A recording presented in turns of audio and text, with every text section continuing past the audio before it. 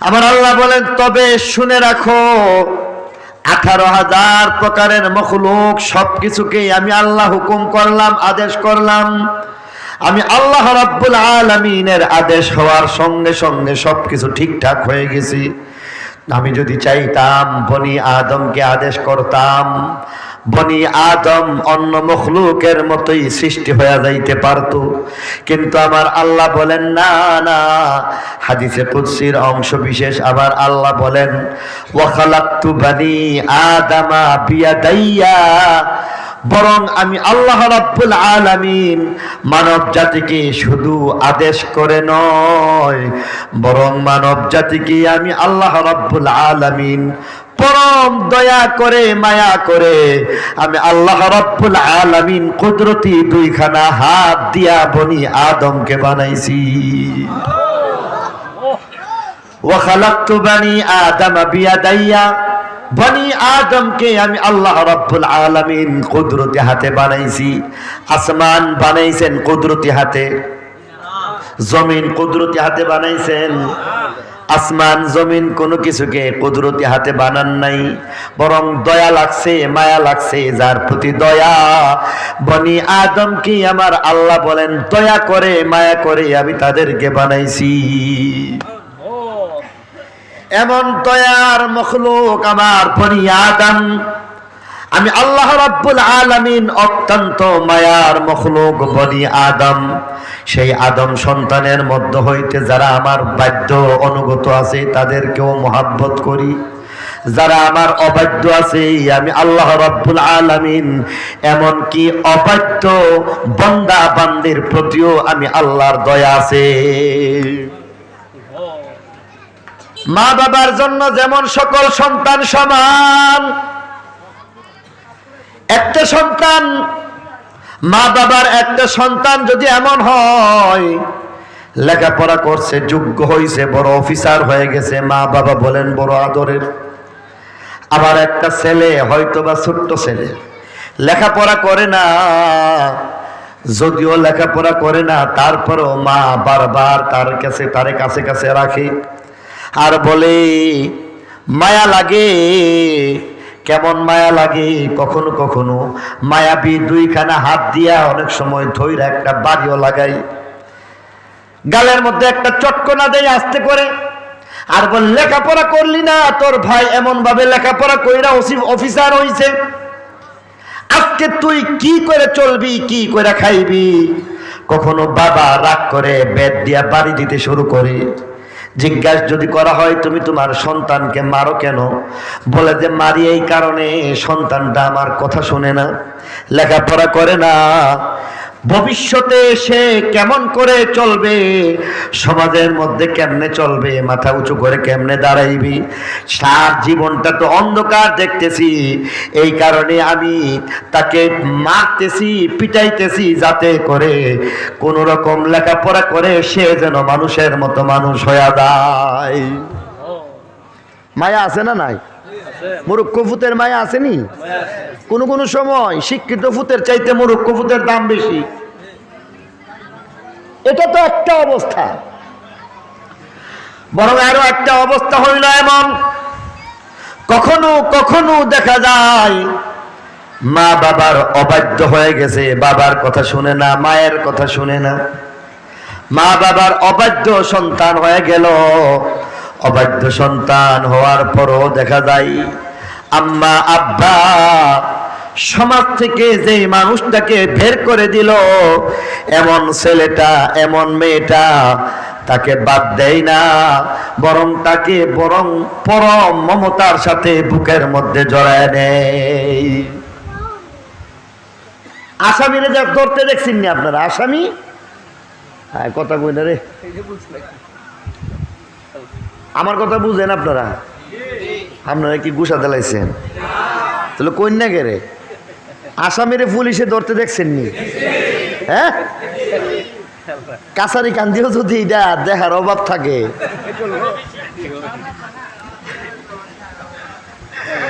তবে আল্লাহ শুকরিয়া অন্তত 5টা বছরের মধ্যে কোনো গ্যাঞ্জাম শুনি না। ঠিক কিনা বলে? এটা বড় একটা কলঙ্কের কথা।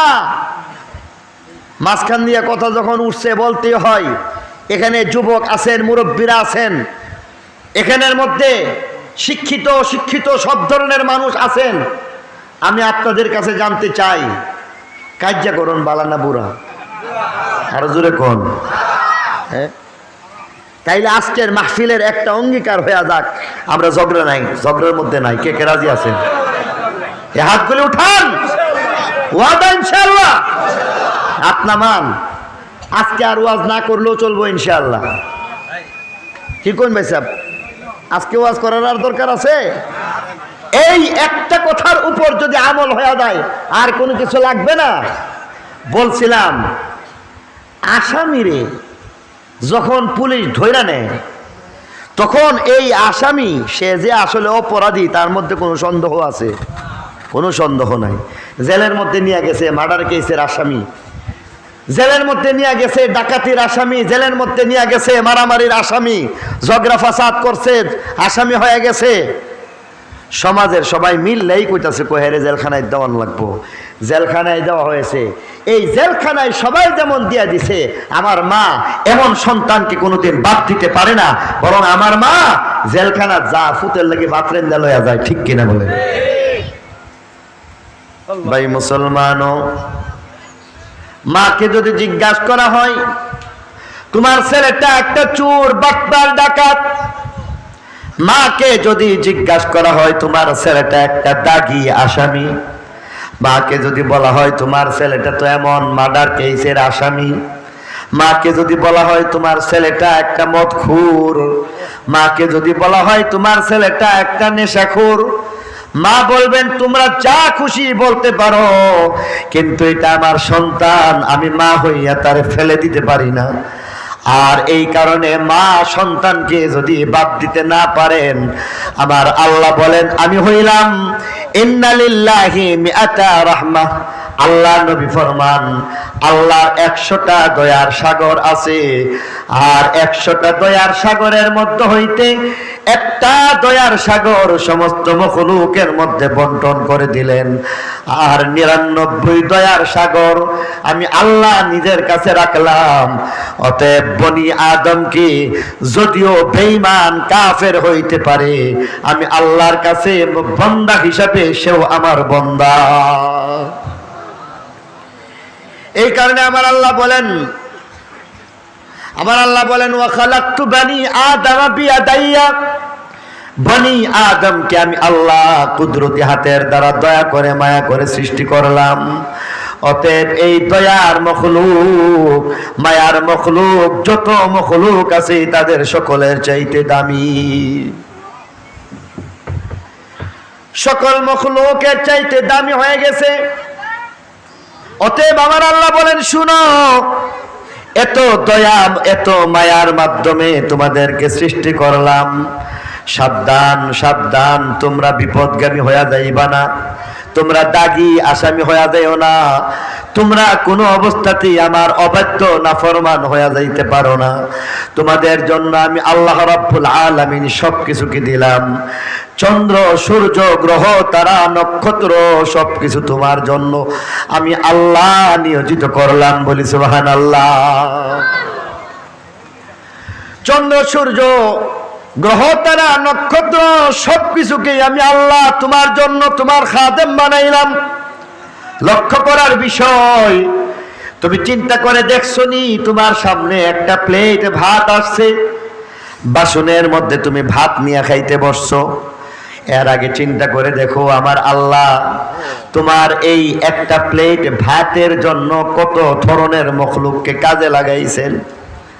আমার আল্লাহ বলেন, শুনো, তোমার একটা প্লেট ভাত তোমার সামনে আসছে, এক প্লেট ভাতের আগে চিন্তা করে দেখো, আল্লাহর এক প্রকারের মখলুকের নাম হইতেছে মানুষ, যারা লেবার পর্যায়ের কুলি মজদুরি করে দিনের মধ্যে কামলা দিয়া খায়।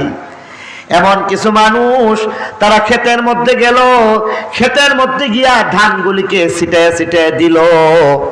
এক প্রকারের মানুষের তারা জ্বালা বান্যানো হইল, এক প্রকারের মানুষ জ্বালা বান্যাইল, জ্বালা বানাইয়া এই জ্বালাগুলিকে মধ্যনগরের বাজারের মধ্যে বিক্রি করলো, কাচারি কান্দির বাজারের মধ্যে নিয়ে আরেক দল মানুষ নিয়ে বিক্রি করলো।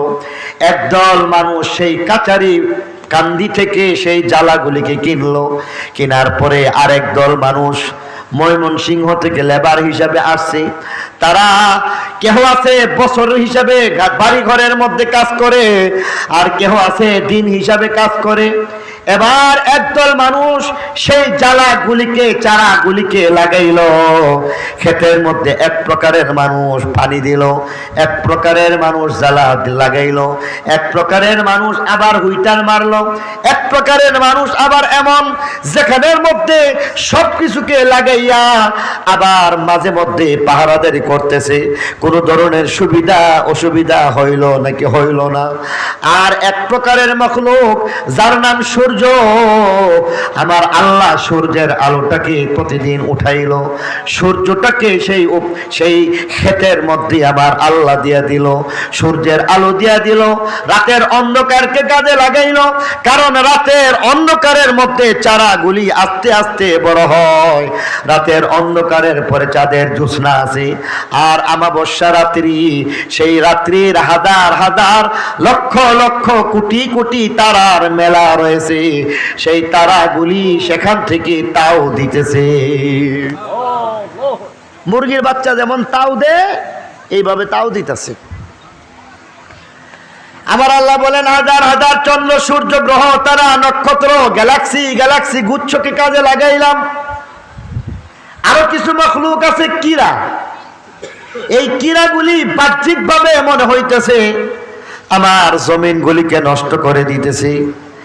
জমিন যদি নষ্ট করে তার মধ্যে আমার আল্লাহ কিছু না কিছু ফায়দা রাখছেন, কিন্তু এই কীরাগুলিকে আবার জমিন থেকে নষ্ট করার জন্য, জমিনের ফসলকে যেন নষ্ট না করেন, এই কারণে আমার আল্লাহ আরো কিছু মখলুককে কাজে লাগাই দিয়েছেন।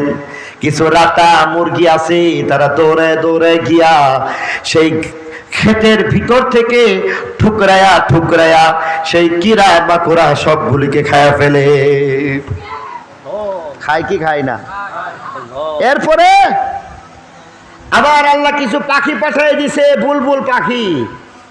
আল্লাহ এই পাখিগুলিকে পাঠাই দিছে, পাখিগুলি সেখানে গিয়া ঠুকুর দিয়া আপনার ধান নষ্ট করে না, বরং আল্লাহ তাআলার এই মখলুকগুলি আইসা সেখানের মধ্যে যে বিষাক্ত কিরা মাকুড়া আছে এগুলিকে খায়। খায় কি খায় না? এত সব কিছুর পরে একটা সময় দেখা গেছে ফসলের উপযুক্ত হয়ে গেছে, গাছগুলি বড় হয়ে গেছে, শীষ বের হয়ে গেছে, আর এই শীষগুলির মধ্যে আস্তে আস্তে ধান আসতে শুরু করলো। ধানগুলি বড় হইল, হৃষ্টপুষ্ট হইল, পুখতা হয়ে গেল। ধানগুলি একটা পর্যায়ে এমন সুন্দর সোনালী রং ধারণ করলো, একটা পর্যায়ে সেই ধানগুলিকে কাটবার জন্য আরেক কোত্থেকে হয়তো বা কখনো উত্তরবঙ্গ থেকে, দক্ষিণবঙ্গ থেকে, নোয়াখালী থেকে, অথবা ময়মনসিংহ থেকে, অথবা আমাদের এলাকা থেকে, যে কোনো এলাকা থেকে কিছু আল্লাহর এমন বন্দা আছে, লেবার আছে, যারা বাজারের মধ্যে দাঁড়ায় আছে। ফজরের পরে দাঁড়ায় গেছি আমি আর আপনি, সেখানের মধ্যে গেলাম, যাওয়ার পরে বলতেছি শুনো আমার 10 জন লেবার লাগবে, 10 জন মুনি মানুষ লাগবে। 10 জন লেবারকে দিয়া এবার ধানগুলিকে কাটানোর ব্যবস্থা করা হইল। এই মানুষগুলি কাটটা দিছে, কিন্তু আরো কিছু মখলুক, আরো কিছু আল্লাহর বান্দা, কিছু লেবার, এদেরকে আলাদাভাবে ঠিক করা আছে, যাদেরকে বলা হয়েছে সেই ধানগুলিকে বাড়িতে পৌঁছায়া দিবা। এবার ধান যখন বাড়িতে আসছে, বাড়িতে আসার পরে আরো কিছু মখলুক যারা ধানগুলিকে মারাইতেছে, চুরাইতেছে, এই ধানগুলিকে আবার এমন ভাবে লইল। নেওয়ার পরে দেখা গেছে আরো কিছু আল্লাহর মখলুক এমন আছে যারা এই ধানগুলি থেকে বনগুলিকে আলাদা করলো, ধানগুলিকে রৌদ্রের মধ্যে শুকাইলো, সিদ্ধ করলো।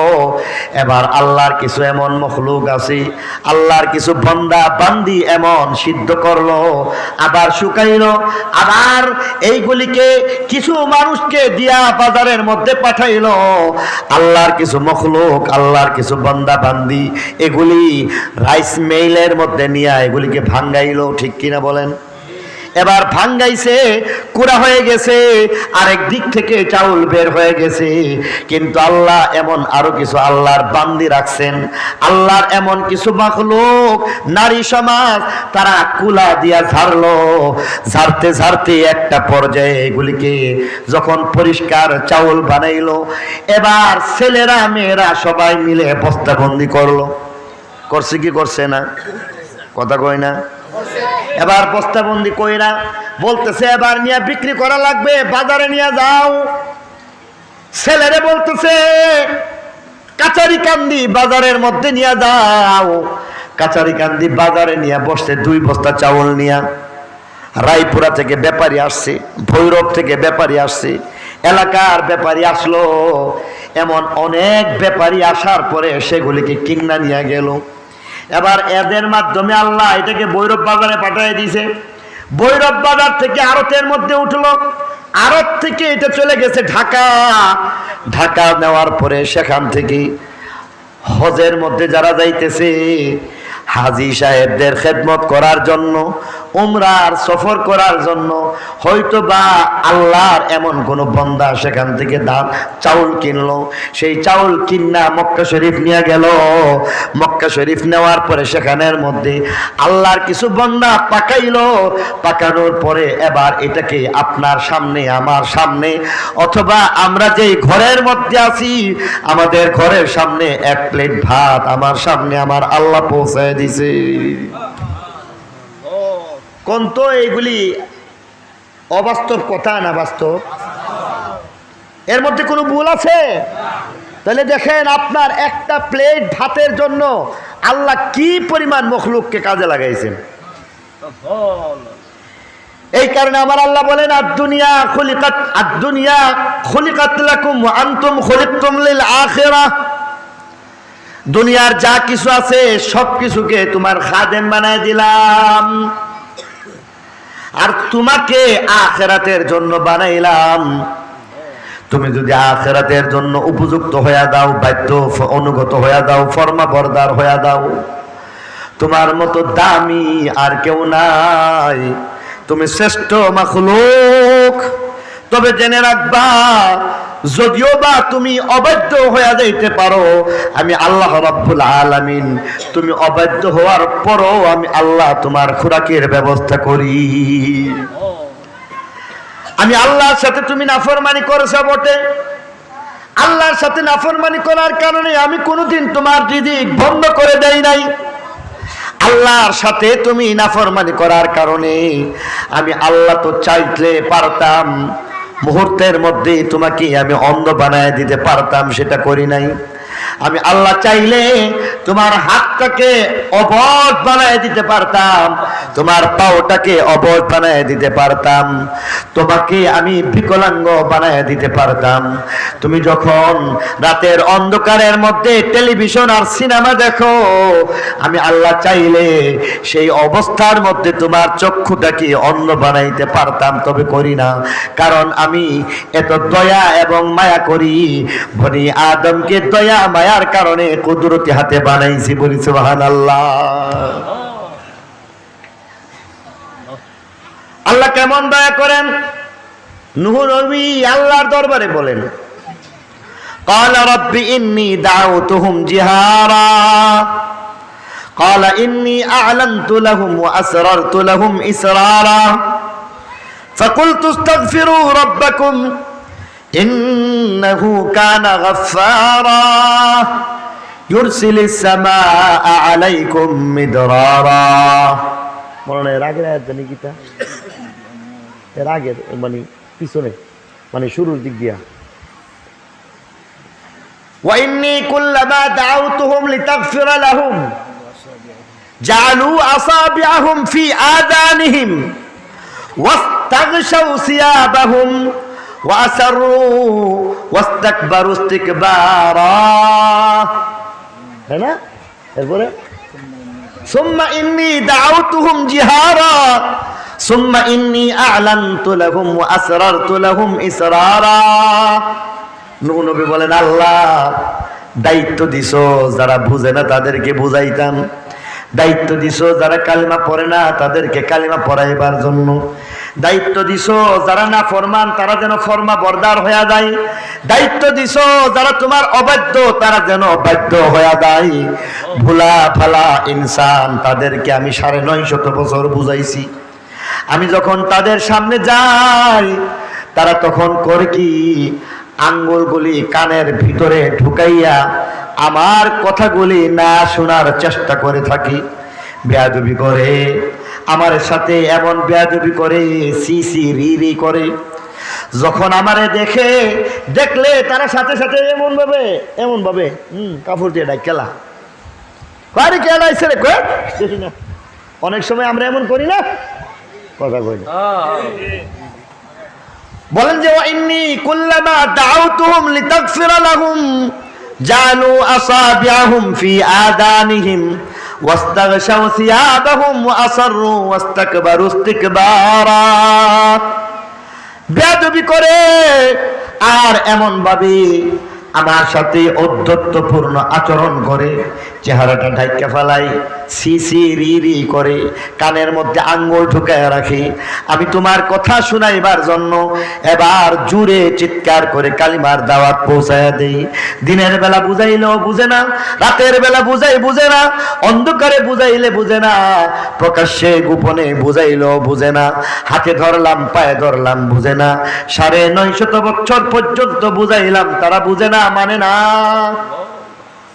একটা পর্যায়ে নূহ নবী নারাজ হয়ে যান, হতাশ হয়ে যান, আমার আল্লাহর দরবারে হাজির হইয়া বলতেছেন রব্বি লা তাদার আলাল আরদি মিনাল কাফিরিনা দাইয়ারা।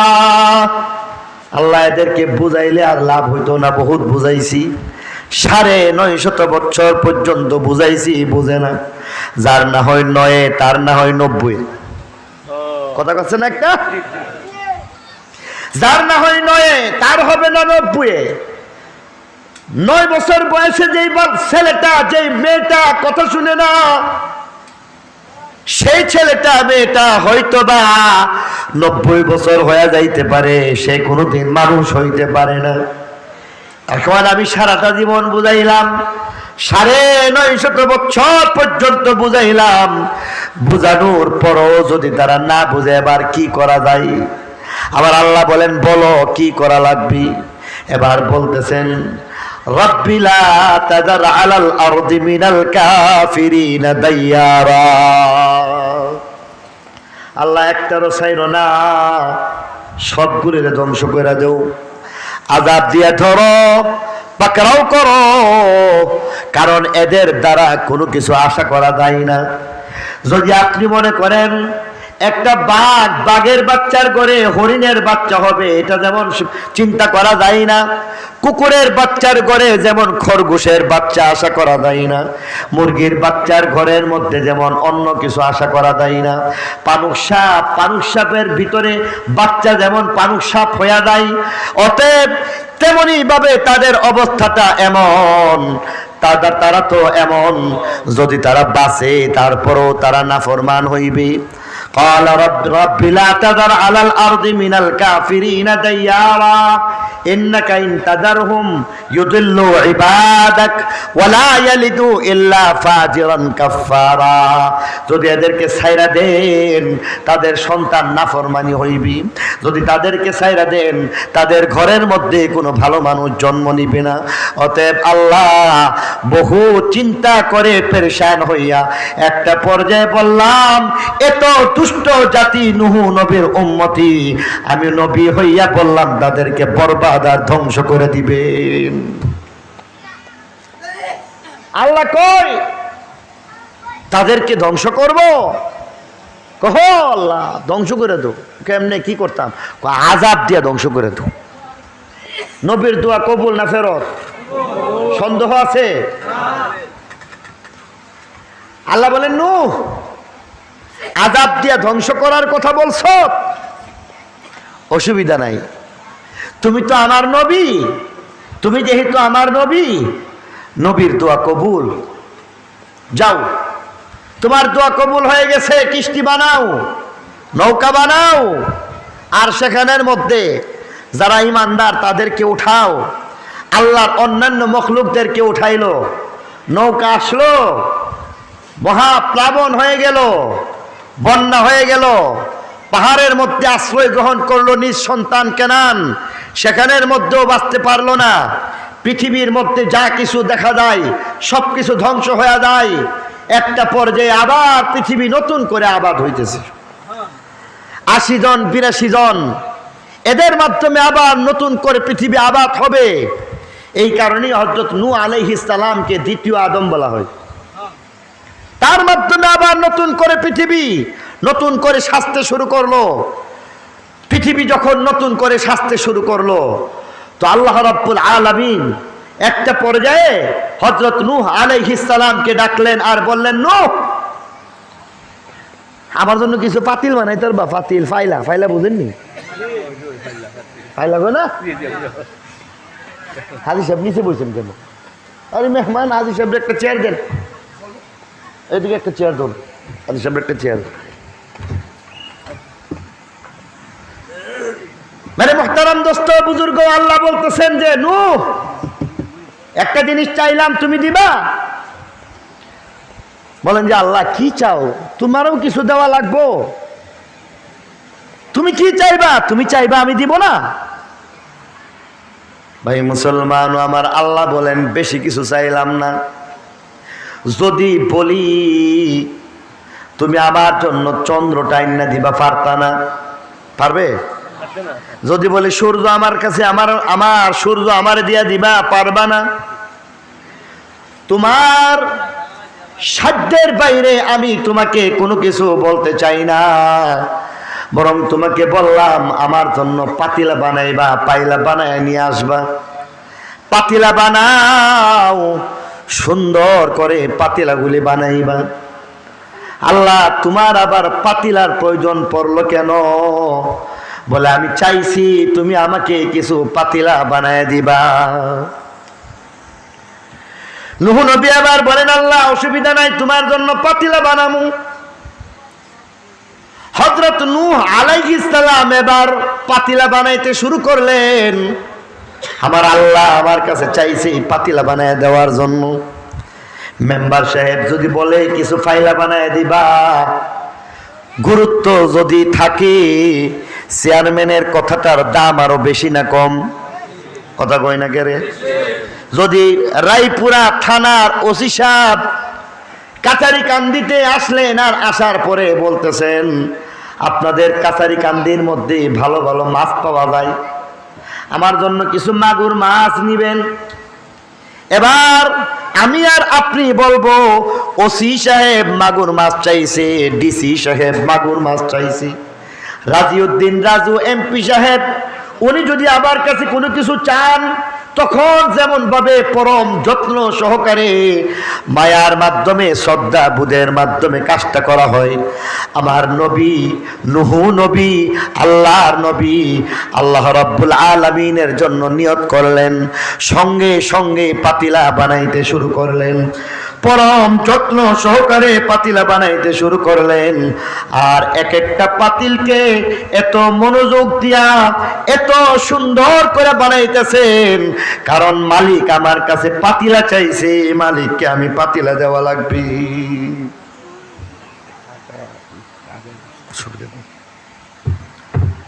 ভাই মুসলমান, আল্লাহ নবী নূহ নবী পাতিলা বানান। একটা পর্যায়ে বলেন কয়টা বানানো? এবার হয়েছে কেন? আল্লাহরে তো জিজ্ঞেস করা হয় নাই কয়টা বানানো লাগবে, কয়টা এটা তো বলা হয় নাই।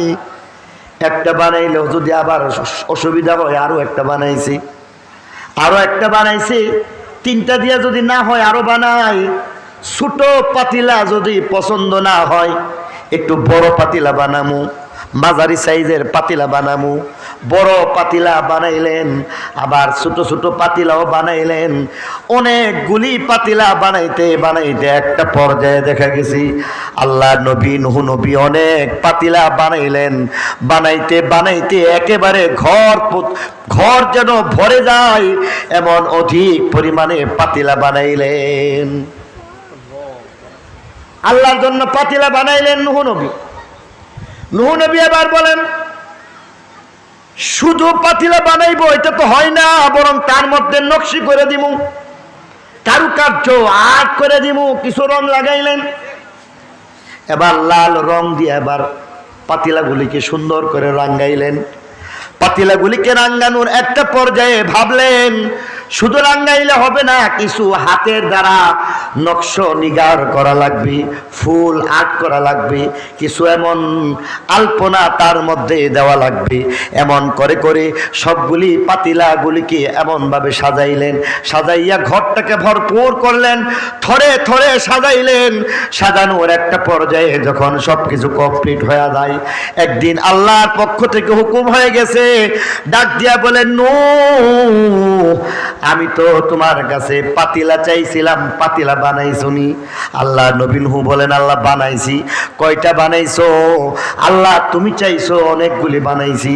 আল্লাহ এগুলিকে আবার যত্ন সহকারে আবার রৌদ্র দিছি, রং দিছি।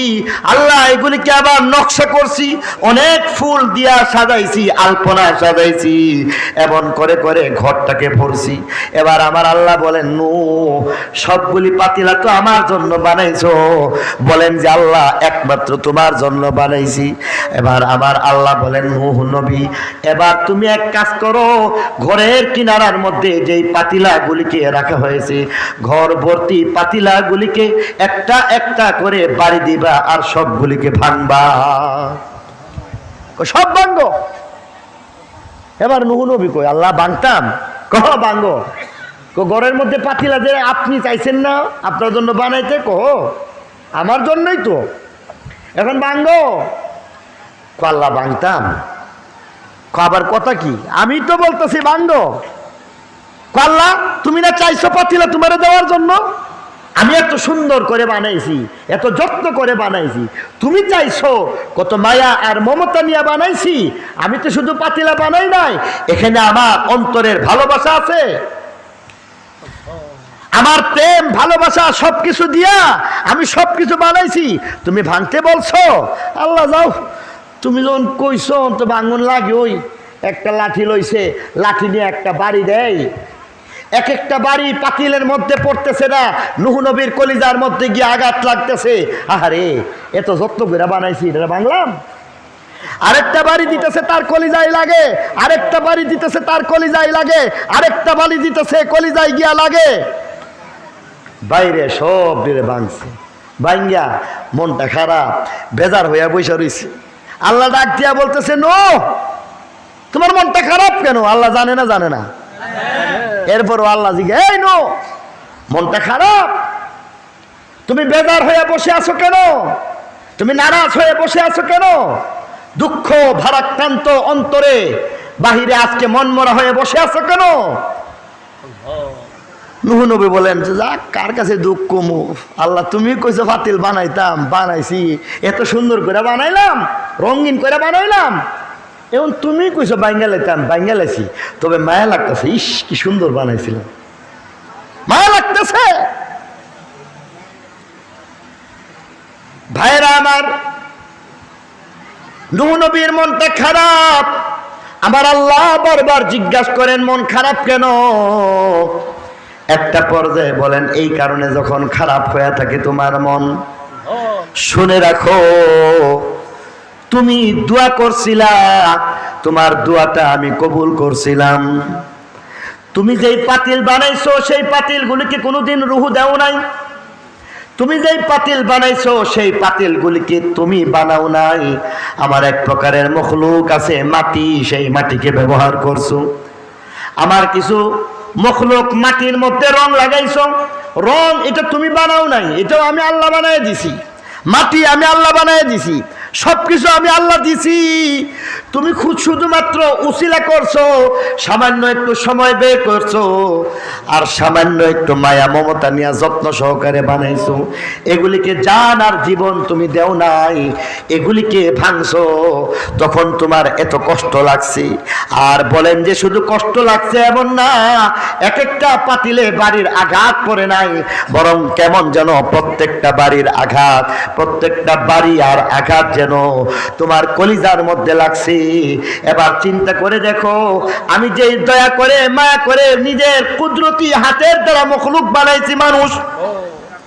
وخلقت بني آدم بيدي, বনি আদমকে আমি আল্লাহ কুদরতি হাত দিয়ে আমি আল্লাহ বানাইলাম। এবার তুমি বলছো এরা নাফরমানি করে, কিন্তু আমার সামনে যারা ফরমা বরদার না ফরমান তারা সমান।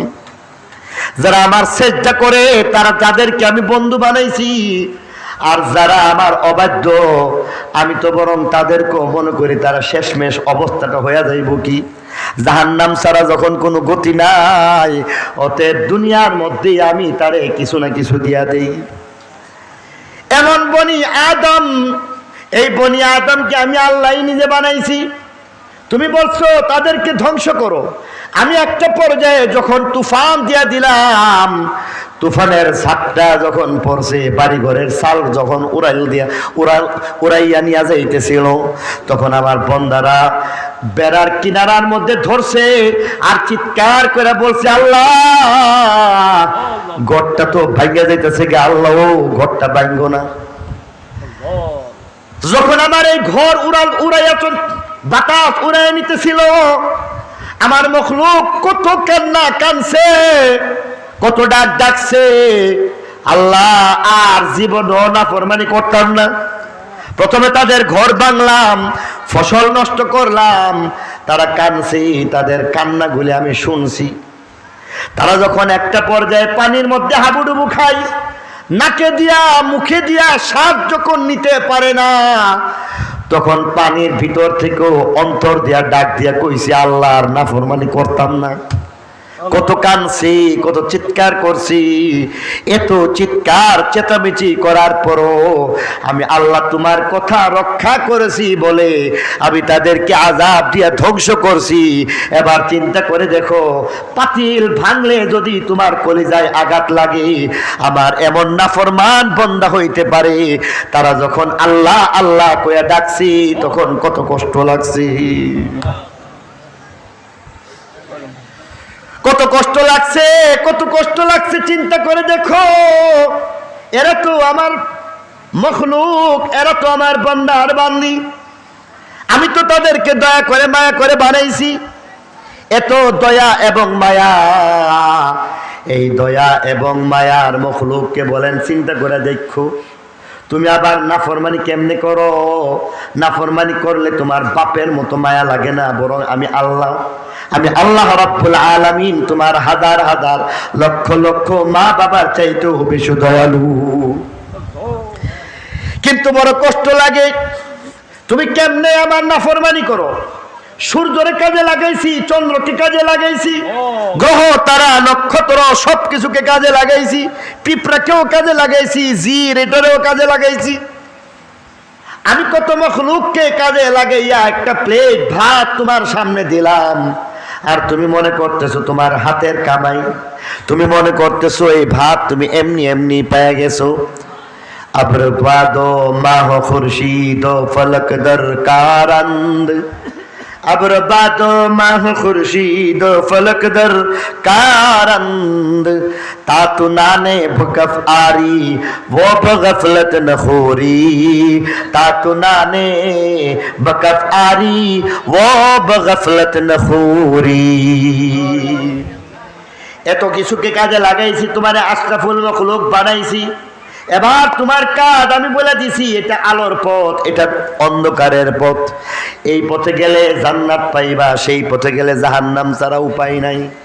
এটা আমার পথ, এটা শয়তানের পথ। এবার সবকিছু বলে দিলাম, যুগে যুগে নবী রাসূল পাঠাইলাম, তোমরা ভুললা গেল, তারা তোমাদেরকে স্মরণ করায় দেই। নবীর পরে নবী নাই, শেষ নবীর পরে আর কোনো নবী নাই। উলামায়ে কেরামদেরকে পাঠিয়ে দিলাম, আলেম উলামা ওয়াজ নসিহতের মাধ্যমে বুঝাইবি। তোমাদেরকে বিবেক দিয়ে দিলাম, বিবেকের মাধ্যমে বুঝবা। তোমরা কিন্তু ব্যতিক্রম করতে পারো না। তবে জেনে রাখো, যদি ব্যতিক্রম করো, আমার কাছে আশা এবং হিসাব দেওয়া ছাড়া, আমি আল্লাহ রাব্বুল আলামিনের সামনে হিসাব দেওয়া ছাড়া তোমাদের আর কোনো গতি থাকবে না। এটাই আমার আল্লাহ কইছে, যে আয়াত খান পড়ছি, ইন্না ইলাইনা ইয়াবাহুম সুম্মা ইন্না আলাইনা হিসাবাহুম। আমার আল্লাহ বলেন, বান্দা শুনো, ইন্না ইলাইনা ইয়াবাহুম, আমার কাছে তাদেরকে আসতে হবে, মানে তোমরা আইতে হবে। শুধু মানুষ না, যত মখলুক আছে সবাই আল্লাহর কাছে যাওয়া লাগবে। গেলাম, শুধু হাজির হইলাম এমনটা না, সুম্মা ইন্না আলাইনা হিসাবাহুম, হিসাব না দিয়া একটা কদম তুমি সামনে যাইতে পারবা না। তুমি গুনাহ করছো কেন বলো, তুমি কেন আমি আল্লাহর নাফরমানি করছো, তুমি কেন অন্যের জমিন জবরদখল করছো বললা যাও, তুমি কেন সুদ খাইছো বলো, তুমি কেন ঘুষ খাইছো বলতে হইবি, তুমি কেন সুদ ঘুষ খাইলা, তুমি কেন এমন ভাবে মিথ্যা কথা বললা, তুমি কেন তোমার এই জবানটাকে নাপাক বানাইছো। তোমার যখন জবান জিহ্বাটা নাপাক হওয়ার কথা ছিল, আমি আল্লাহ কত দয়া করে মায়া করে পাক পবিত্র বানাইছি, পাক আর পবিত্র বানাইছি, দয়া করে মায়া করে এত সুন্দর করে বানাইছি। চিন্তা করে দেখো, একটা সময় তুমি তোমার মায়ের পেটের মধ্যে ছিলা, তখনও তোমার ছোট্ট একটা জিহ্বা ছিল, সেই জিহ্বাটাকে আমি আল্লাহ হারাম ময়লা থেকে বাঁচাইবার জন্য পর্দা লাগাই দিছি। সেখানের মধ্যে হারাম ময়লা ছিল, পেশাব ছিল, পায়খানা ছিল, এটা যেন নাপাক না হয়ে যায়। কারণ এই জিহ্বাটা দিয়া তুমি আমার নাম নিবা, আল্লাহর নাম নিবা, এই জিহ্বাটা ব্যবহার করে আল্লাহর নাম নিবা, আল্লাহু আকবার বলবা, সুবহানাল্লাহ বলবা, কোরআনের আয়াত তেলাওয়াত করবা, সত্য কথা বলবা। এই কারণে আমি আল্লাহ এত দয়া করছি, আমি আল্লাহ এত মায়া করছি। এত দয়া মায়ার মাধ্যমে এমনভাবে জিহ্বাটাকে হারামের ভিতরে, পেশাব পায়খানার ভিতরে, আর তোমার মায়ের পেটের ভিতরে, হারাম বর্জ্যের ভিতরে, রক্তের ভিতরে রাখছি, জিহ্বাটাকে পাক রাখছি। সাবধান সাবধান, এই জিহ্বাটাকে তখন তুমি বুঝের হয়ে গেলা, যখন তুমি চক্ষুষ্মান হয়ে গেলা, তখন তুমি তোমার এই জিহ্বাটাকে মিথ্যার হারামের দ্বারা তুমি নাপাক করতে পারো না। এই জিহ্বাটার মধ্যে হারাম মদের দ্বারা তুমি কোনোদিন নাপাক করতে পারো না। এই জিহ্বাটার মধ্যে হারাম, মুখের মধ্যে কোনোদিন হারাম গাঞ্জা খাইতে পারো না, কোনোদিন হারাম সিগারেট খাইতে পারো না, কোনোদিন হারাম কোনো কথা চুগলখড়ি করতে পারো না, মানুষের মধ্যে কুটনামি করতে পারো না, এইসব একজনের কথা আরেকজনের কাছে গিয়া লাগাইতে পারো না। বরং তোমার জিহ্বাটাকে পবিত্র রাখো, আমি আল্লাহ এটা চাই। সাবধান সাবধান, এমন সব কিছুর মতো তুমি আমার ফরমা বরদার হয়ে যাইবা, নাফরমানি করতে পারো না। জানাই দিছি, আলেম ওলামা বলছে সুদ খাওয়ান হারাম, আলেম ওলামার দরকার নাই, তারপরেও তুমি জানো সুদ যে হারাম।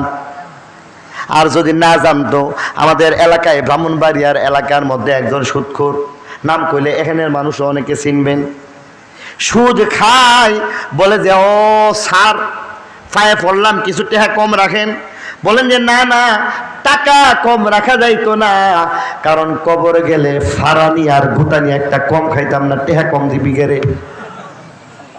ব্রাহ্মণবাড়িয়া বেটা ফুতাই তো বেটা মরে গেছে গা। আলেম ওলামার কাম নাই, তুমি তোমার অন্তর দিয়ে জিজ্ঞাসা করো, ইস্তাফতি আন কলবিক, অন্তরকে প্রশ্ন করো, তোমার অন্তর আপনা আপনি বলবে সুদ এটা হারাম, বলা লাগবে না, ঠিক না বেঠিক? ঘুষ খাওয়া হালাল না হারাম? মাসলা বলার জন্য কোরআন হাদিস লাগবে? সুদ বলা, সুদ খাওয়া হারাম, ঘুষ খাওয়া হারাম। অন্যের জমিন লাইল ছিল, মোটা একটা লাইল, এবার বলতেছে এত মোটা লাইল দিয়ে কি দরকার, সামান্য কাটটা আমার ক্ষেতের সাথে মিলাই লাইলাম, হালাল না হারাম? ভাই বোনের হক মাইরা খাইলো, বোনরে হক দেয় না, হালাল না হারাম? ভাই বোনের হক দেয় না, অনেক সময় বাবা মেয়েরে বঞ্চিত করে, হালাল না হারাম? এটা বলার জন্য মুফতি সাহেবের কাজ লাগবো? তালাক দিয়া লাইছে, এরপরও বলে সমাজে আবার কেমনে কমু, ঘর সংসার শুরু হয়ে গেছে, হালাল না হারাম? ছেলে মেয়ে হালাল জাদা না হারাম জাদা হয়ে যায়, এটার লাগে আবার ফতুয়া লাগবো? মিথ্যা বলা হালাল না হারাম? চুরি করা হালাল না হারাম? ডাকাতি করা হালাল না হারাম? গালি দেওয়া হালাল না হারাম? মার্ডার করা হালাল না হারাম? সিবাবুল মুসলিমি ফুসুকুন ওয়া কিতালুহু কুফরুন। আমার নবী বলেন, একজন মানুষ হয়ে তুমি গালি দিলা, মুসলমানকে গালি দিলা, তুমি একটা হারাম কাজ করলা, তুমি একটা কবিরা গুনাহ করলা। ওয়া কিতালুহু কুফরুন, তুমি একজন মানুষকে খুন করলা, এটা একটা কুফরির মতো অপরাধ করলা, কাফেরের কাজ করলা। নামাজ ছাড়ছো, তোমাকে কেউ কোনোদিন কাফের বলবে না। রোজা হজ যাকাত বাদ দিছো, কেউ কোনোদিন বলবে না তুমি কাফের হয়ে গেছো। কিন্তু আমার আল্লাহ বলেন, একটা কবিরা গুনাহ সূরা নিসার মধ্যে আমার আল্লাহ ঘোষণা দিয়া বলতেছেন, ওয়া মান ইয়াকতুল মুমিনান মুতাআম্মিদান ফাজাযাউহু জাহান্নামু খালিদান ফিহা। তুমি জান্নাত বুঝা একজন মানুষ খুন করছো, তুমি জান্নাত বুঝা একটা খুনের অর্ডার করছো, জান্নাত বুঝা তুমি একজন মানুষকে মাইরা ফেলাইছো, তোমার ঠিকানা আমার আল্লাহ বলেন ফাজাযাউহু জাহান্নামু খালিদান ফিহা, চিরস্থায়ী জাহান্নাম তোমার কপালে। আমার আল্লাহ বলেন চিরস্থায়ী জাহান্নাম তোমার কপালে। দুনিয়াতে থাকতে থাকতে তওবা করো, দুনিয়াতে থাকতে থাকতে যার হক নষ্ট করছো তার কাছে মাপ চাও। আর তা যদি না করো, শুনে রাখো, সুতলিটা কিন্তু আমার কাছে। বড়ি একটা পাচ্ছে, বড়ি পাচ্চা তারের মধ্যে দাঁড়ায় আছে, মাছ লাগছে, মাছটা যখন লাগছে বড় মাছ, এবার শুকলি ছাইরা দেয়, বেশি করে